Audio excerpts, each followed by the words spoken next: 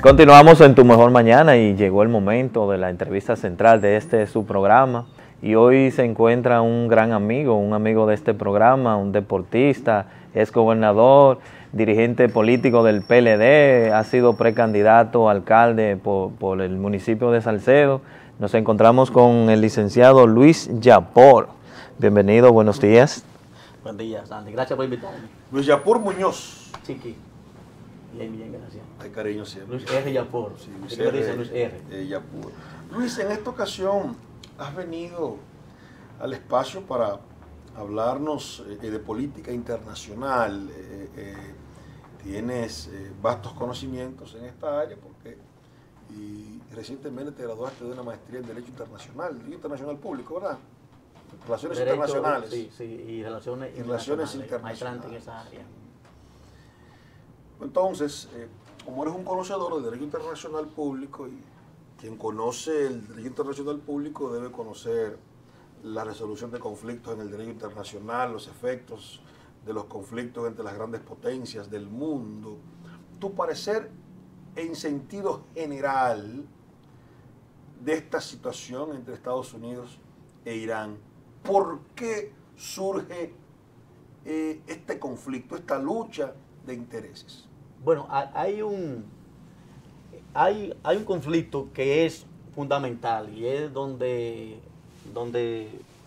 especialistas europeos, líderes políticos de la talla de Helmut Schmidt, por ejemplo, ya han planteado que uno de los graves problemas que tiene Occidente y fundamentalmente los Estados Unidos es que ellos no han querido entender la cultura islámica.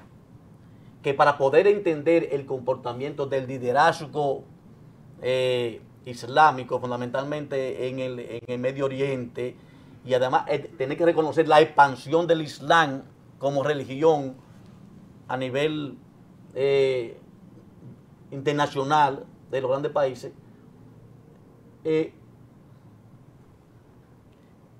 dicen ellos porque ellos, precisamente, dice ese que uno de los asuntos es que tiene que tratar de entenderlo a ellos, para poder existir convivencia pacífica entre los pueblos, que es uno de los grandes retos de la humanidad.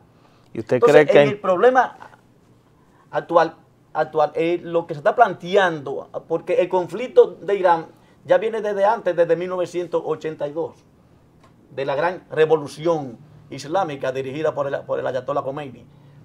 Entonces, si hay un enemigo en términos de fundamentalismo de los Estados Unidos, se llama Irán, porque Irán hace una revolución y se ha mantenido y ha derrotado el imperialismo. No era como decía Trump, que Irán nunca ha ganado una guerra. No, ellos le han ganado una guerra en 82 porque a Irak, dirigida por Hussein, Occidente lo apoyó. Lo que sucede es que también hubieron otros ingredientes colaterales de países que apoyaron a Irán también, porque como Rusia en ese momento. Ahora, ¿dónde se da el problema? El problema es que es un conflicto que están en guerra y no es desde ahora. Hay una guerra, de hecho está en una guerra desde hace más de 2 décadas o 3 décadas. Entonces, ¿dónde se da la situación? Hay un joven que ingresa a la creada Fuerza COC, que es una fuerza llamada Guardianes de la Revolución Islámica, que tiene la responsabilidad de desarrollar actividades extraterritoriales en defensa del Islam. Es importante saber que este teniente general que se atentó y se logró el éxito contra su vida, y otro gran general iraquí, 16 miembros más, es uno de los generales más prestigiosos que tenía el Medio Oriente. Óyeme bien de qué tú estás hablando. Es que inclusive se le cuestionaba a él que por qué él no aspiraba a la presidencia de Irán. Pero era una persona que tenía otro tipo. De hecho, era poco conocida. Era conocida por Occidente. era muy conocida. Y por la inteligencia israelí era muy conocido. Y muy conocido por el pueblo de Irán, pero que no buscaba cámara. Era una persona que no buscaba cámara. Entonces, lo que se está planteando en este caso fue que los Estados Unidos trazaron una línea roja que nunca quisieron trazarla. Ahora, ¿de dónde viene lo que ustedes dicen, el cuestionamiento? Lo que los expertos internacionales, por ejemplo, como el mexicano Alfredo Cifé ha planteado en los últimos tiempos, y ahora mismo lo ha venido planteando, es que este comandante y esa fuerza que depende directamente del imán Yomeini, o sea, depende del imán, o sea, no depende del ejército iraquí, pues son las cosas que uno mismo tiende a preguntarse, no dependen del ejército, sino, un ejemplo, es como un ejército bien equipado, bien financiado en la República Dominicana, que no dependa del presidente, sino que dependa de cardenal, y que tiene el objetivo de defender la religión a nivel de todos estos países que hacen frontera cercana. Entonces, en ese sentido, lo que se plantea es que este hombre era un hombre, además de un genio militar, muy inteligente, y el apoyo y el convencimiento que él tenía del Islam. Y logró con una diplomacia certera cohesionar todos esos movimientos chiitas que se estaban peleando entre sí por el control de Irak, por ejemplo, porque Irak, la fuerza que están dirigiendo ahora mismo son chiitas, y el mismo Saddam Hussein era chiita. Chiita es una de las sectas y sunita la otra, que se divide el Islam después de la muerte de Mahoma. Entonces, ellos logran unificar y apaciguar todos esos frentes en Irak, como también a los mismos sunitas, en una lucha común. ¿Cuál es? En defensa del Islam. Y en defensa del Islam significaba entonces sacar de circulación, enfrentar todos esos movimientos radicales que son utilizados por Occidente para desestabilizar la zona. Por ejemplo,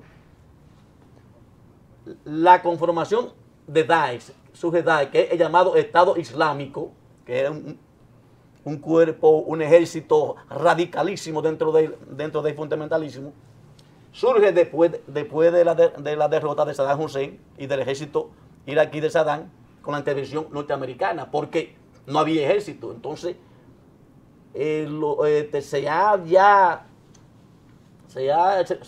tienen datos de que ese ejército surge precisamente por el desmembramiento del ejército iraquí y se conforma entonces el llamado Estado Islámico, que también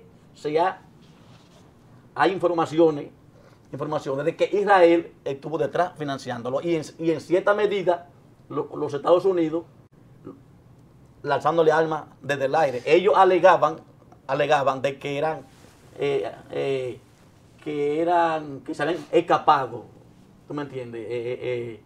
El lugar donde lanzar esas armas, que fueron errores, ¿tú me entiendes? Pero eso se comprobó y luego se dan cuenta de que fue grave apoyar ese movimiento llamado Movimiento Islámico, que tenía la intención de crear un califato en Bagdad y desestabilizar la zona.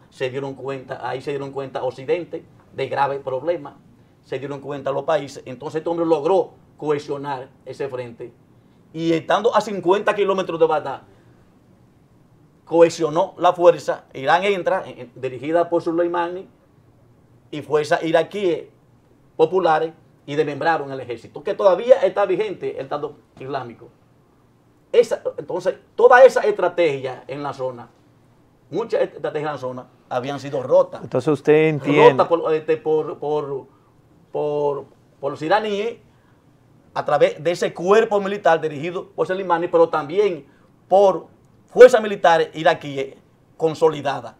O sea, es un problema de que este hombre rompe estrategia, como también rompió la estrategia de Israel de apoderarse de ciertas áreas en el Líbano, y junto al movimiento Hezbollah contraatacar la fuerza. Lo que se te plantea ahora es, para que tú me hagas la pregunta es, que Occidente está muy convencido del problema, que si hay cierta seguridad, si ha habido o había cierta seguridad en Medio Oriente, fue precisamente por la derrota del Estado Islámico, cuyo principal estratega militar protagonista lo fue precisamente Qasem Soleimani, que es considerado un héroe nacional y regional, y eso es muy evidente en los medios de comunicación, y es muy evidente. Ahora, ¿qué buscaba Soleimani? Se tiene información que Soleimani había sido, óyeme bien, porque por eso uno tiene que estarse enterando, que Soleimani había sido llamado por Trump para que pueda negociar con fuerzas militares iraquíes que tenían rodeada la embajada, con el problema que hubo de la embajada, pero que además él había sido usado por el mismo Trump y Occidente para que pudiera mediar en el conflicto entre Arabia Saudita e Irán. ¿Por qué que los iraníes acusan a Arabia Saudita de financiar terrorismo en contra del Estado Islámico iraní? Y uno de ellos era precisamente el financiamiento del grupo ISIS. Eso viene dentro por ahí. Ahora, ¿cómo la muerte de este militar? Lo que se plantea es como que, primero, que él cayó en una trampa. Se ha planteado que él cayó en una trampa, porque él era muy suelto. Por eso hay que entender ese tipo de pensamiento. Había que agarrarlo en los frentes de guerra. Él se enfrentaba abiertamente, porque era una persona muy abierta, una persona convencida que te decía que si le llegó la muerte hoy fue porque Dios quiso que tú murieras hoy. O sea, tenía una visión religiosa muy encumbrada. Y más bien ese es el escenario de lo que se plantea. Ahora, ustedes dicen una guerra. No, ellos están en guerra hace tiempo. La bandera roja, cuando subió la bandera roja, ya eso es guerra abierta en contra de Estados Unidos. Y esos cohetes que han caído, bueno, da esta información, esa es una demostración de la disposición que tiene de Irak de enfrentarse. Ahora, pero se habla también ahí en esa base que está muy al suroeste de Irak, cerca de la frontera con Siria, esa área. ¿Por qué la invaden? ¿Por qué ataca Irán? Porque tienen la información que los dos helicópteros y el dron que salieron de esa base. Pero se habla que murieron más de 80 militares. Sí, eso. Y se habla que hay más de 200 heridos. En la noticia internacional se dice que el presidente iraní dice que hay alrededor de 80 militares muertos. Ustedes tienen que observar otros ingredientes. Fíjese cómo Rusia, mientras se está dando el problema, ya se reunió con el presidente turco. Fíjese cómo China, que es aliada de Irán, Rusia, aliada de Irán, tranquilo. Fíjense cómo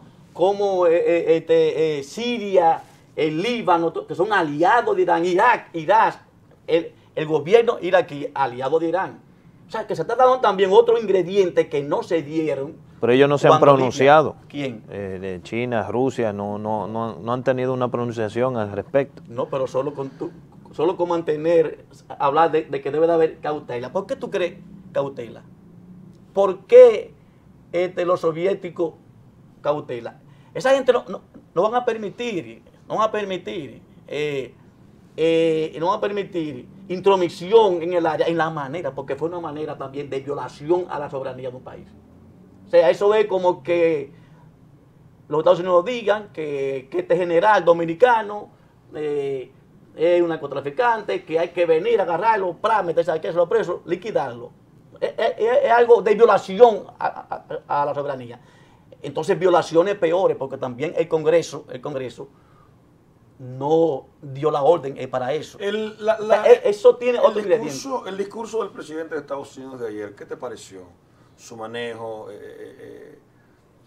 la información que dio, la posición que asumió al respecto. Bueno, él habla de sanciones económicas y no de guerra. Lo que pasa es, tú me entiendes, que que él quiso enviar un mensaje cuando murió un llamado contratista, es decir, que iban a mantener la defensa y la seguridad de los ciudadanos americanos. Ahora, ahí hay una incógnita.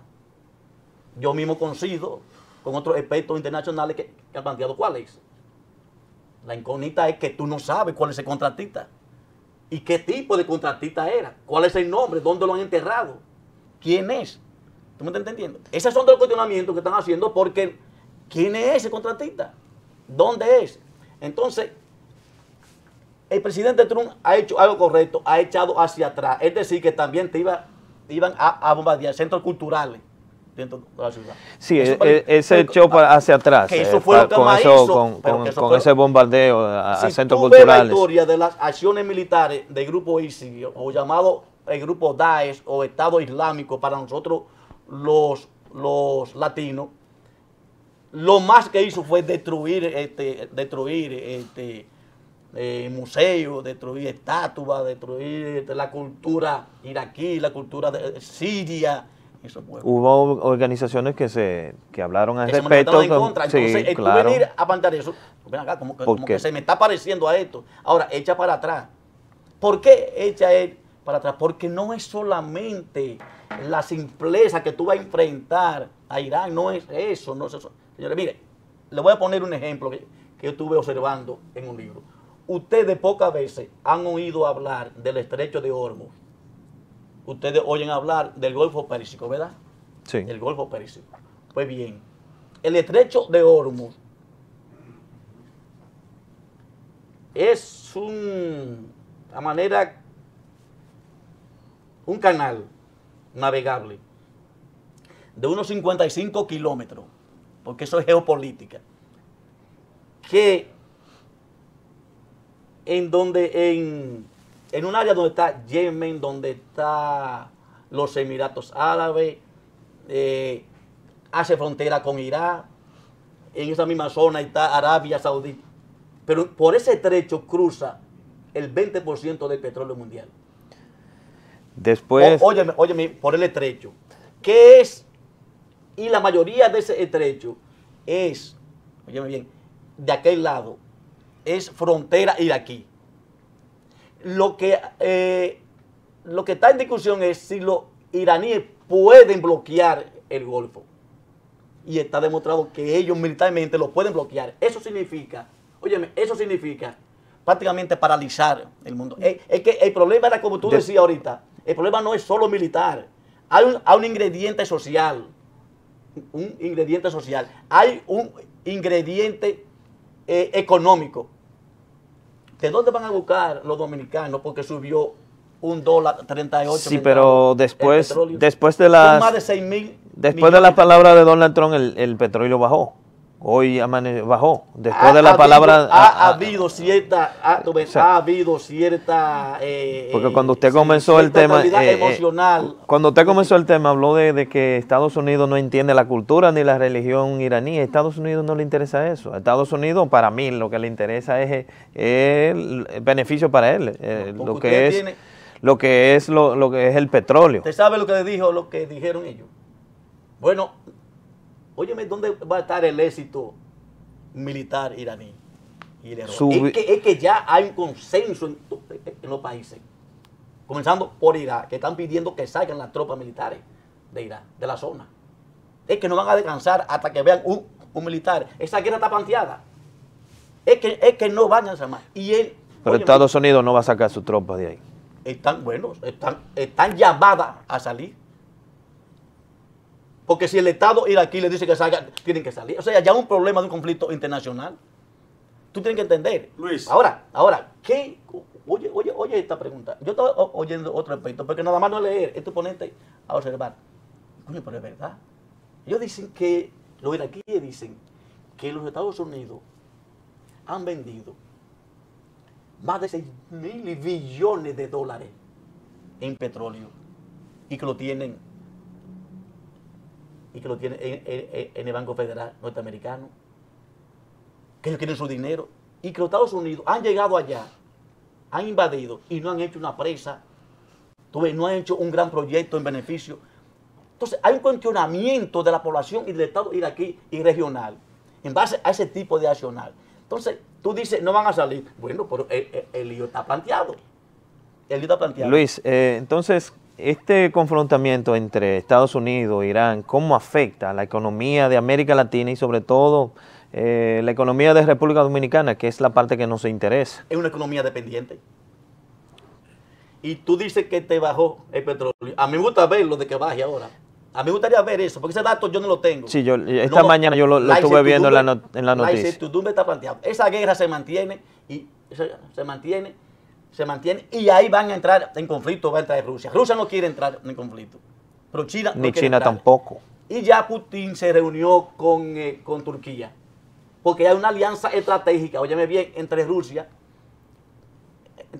y Turquía, porque toda esa zona, que es importante también decirle esto en términos de geopolítica, toda esa zona, Irán, Turquía, por aquel lado Rusia, por este lado China, en este lado el Medio Oriente, Bulgaria, toda esta zona, que te conecta por un lado, es importante esto, por un lado a través de los Dardanelos y el estrecho de los Dardanelos y el de Bósforo, que es un área pequeñita, pero que está, porque hay tratados internacionales que en tiempos de guerra, eso no se puede celebrar ni cuando la Segunda Guerra Mundial.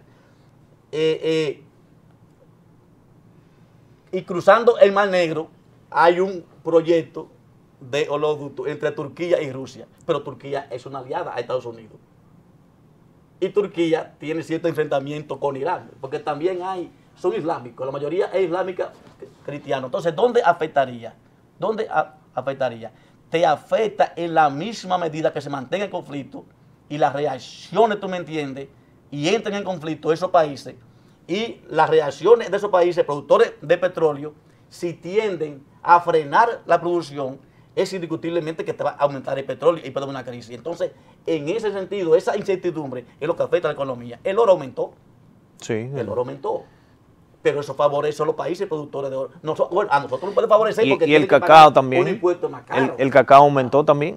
El cacao puede estar aumentando, pero el petróleo. A mí me gustaría ver, porque aunque el punto de referencia es el Brent tesano para la República Dominicana, habríamos que ver cómo esto se podría manejar. Aunque compramos el petróleo de Venezuela.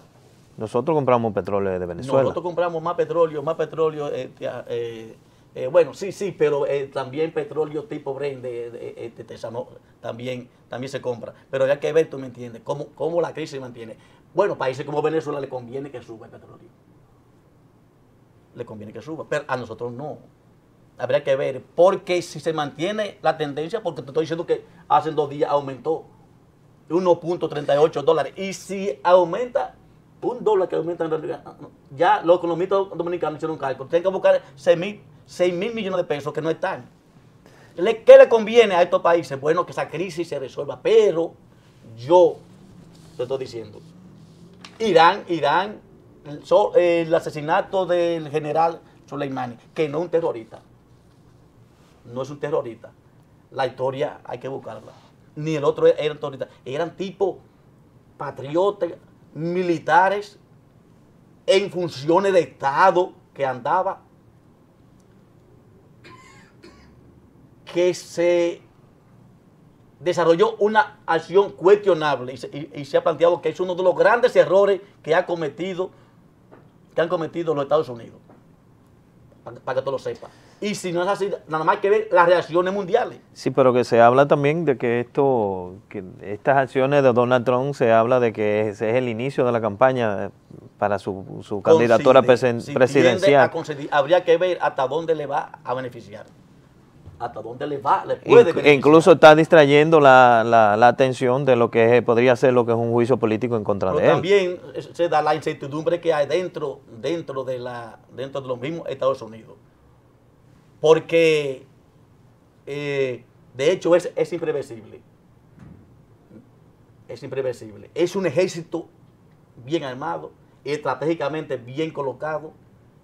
Ellos, lo único que están planteando como estrategia militar tras la muerte de estos militares, que la muerte para ellos es un gozo. Vamos a estar claros. La muerte, ellos sí, porque ellos se sienten que son mártires y que pueden morir en cualquier momento. Esa es una de las culturas que nosotros no podemos entender. El Islam, ellos no tienen miedo a la muerte. Ellos piensan que si mueren en la manera... Por ejemplo, Suleimani decía, en general, que él no quería morir como un viejo de que allí, sentado o enfermo, que él le gustaría morir siendo inmolado, o sea, morir en defensa del Islam. Y él lo vivía eso. Nada más hay que ver el historial, porque ese fue un joven que entró como a los 20 años a la milicia. Un jovencito, y logró, porque es una mente ingeniosa. Entonces, en ese sentido, ¿qué te quiero decir? Habría que esperar, hay mucha incertidumbre. Tú dices, y China, pero China está callada, ajá, China, pero Rusia. hay informes que China tiene más de 30.000 soldados élite en Siria. Óyeme, los Estados Unidos pidieron la guerra en Siria. Bueno. Vamos a entender, la pidieron en Siria. ¿Y por qué la pide? Uno de los elementos fundamentales fue también la participación de este militar iraní en un enfrentamiento directo en contra de esos movimientos radicales islámicos. Bueno, damos las gracias al licenciado Luis Yapur Muñoz, amigo nuestro, por venir a interactuar con nosotros y orientarnos en esos temas tan interesantes. Y no hablamos de política. Sí, tenemos que hablar de política, pero ya en una próxima entrevista, ¿verdad? Así es. Luis, lo hemos visto un poquito inactivo. No, yo estoy coordinando la parte electoral del PLD. ¿Usted se quedó en el PLD? Yo me he quedado. Y me quise quedar en el municipio. Pero claro, tú tienes que mantenerte en cierto perfil bajo. Usted no va a hacer como están hablando muchas personas, que van a hacer esos cruces, que voy a votar por... Usted va a votar PLD. No, es que cada quien es dueño de su conciencia. Ahora, lo que tú no puedes como dirigente es empujar a esa gente en eso y cometer errores que luego... Por ejemplo, yo no estoy de acuerdo con que se cancele a nadie. Quiero concluir con esto. A nadie que se cancele. Mejor que se repongan. ¿Y por qué? Porque no es tú sacarte... Están haciendo cancelaciones en la provincia. Es que cada vez que tú cancelas a uno, se te va la familia entera. Están haciendo cancelaciones en la provincia. ¿Sabes cuánto? Porque eso es... Se te va la familia entera. Entonces la masa, como decía Gustav Brown, las masas no son de nadie. Las masas no son del PLD ni del PRM, pero no, la masa es quien logre acaudillarla bajo un proyecto que tú le llegues a ellos. Eso es así. Entonces, bueno, hay gente que... yo no estoy de acuerdo con cancelaciones, con nada de eso, y no es con unificación. Y vuelvo te insisto. Ahí tienes tú, si no me equivoco, un problema dentro del Estado. Pero eres tú solo. ¿Y cuántas de la familia de la mujer tuya, de tu esposa, cuántos de tu familia están contentos porque a ti te hicieron eso? Entonces, mejor déjalo ahí. Entonces, eso es un gracias por estar aquí. Si hay alguno que me conviene aquí a un amigo que tenga, porque yo voy de robo. Ahora mismo, en la candidatura a síndico en Tenares yo voy de robo. ¿Por qué? Adiós, porque... Amigo mío. Si él gana. Amigo mío, yo espero que me vaya mejor que con esta, porque el profe Dani estaba haciendo una diligencia y vino desde que Luis habló de alcaldía. Antes de que se vaya, y voy a hablar por el micrófono de él, porque yo no tengo micrófono. No, Miguel, aguántese. En campaña, lo veré. No estuve en la entrevista de Luis porque estaba resolviendo un asunto propio de campaña. Pero Luis sabe que a partir del 16 de febrero tiene un amigo alcalde. Bueno. Vamos a la publicidad y volveremos con más. Gracias a Luis Yapur por estar con nosotros acá en la entrevista central. A ustedes.